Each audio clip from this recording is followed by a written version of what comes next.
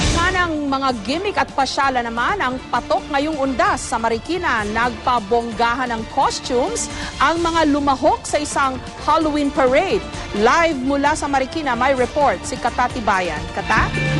Yes, Jessica, talaga naman inabangan ang taunang Halloween party dito sa Marikina City. Ang ilan sa mga nakilahok sa parada, 1 buwan daw mahigit ang naging preparasyon nila para sa kanilang paggawa ng costume. Zombies, manananggal, mga pugot na ulo.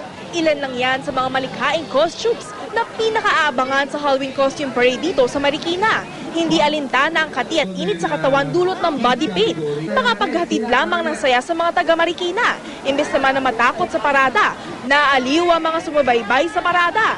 Sino ang mag-aakalang gawa sa pansit, food coloring at harina ang bangkay na ito? Bakit bloody zombie ang naisipan ninyo? Para mas yung effect niya mas effective. Bakit yun ang ginamit yung material? Para maugasan din siya, mabilis siyang malinis. Cute na cute naman ang batang ito na nagmistulang Little Mermaid. Angat din ng cosplayers, suot ang kanilang favorite anime characters.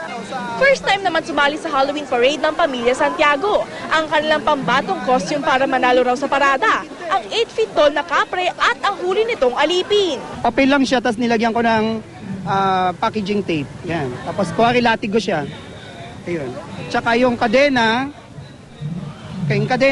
papel lang siya na binalutan ng packaging tape. Tapos kinulay na silver. Yan, mukhang kadena.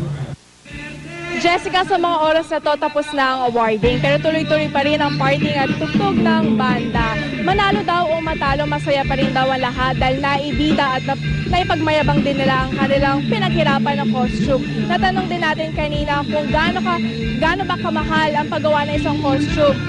Inaabot daw to ng 500 pesos onwards pero ang pinakamahal na raw daw ay until 1,500 pesos.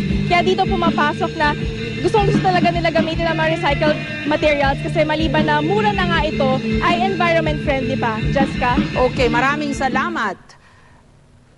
Kata Tibayan.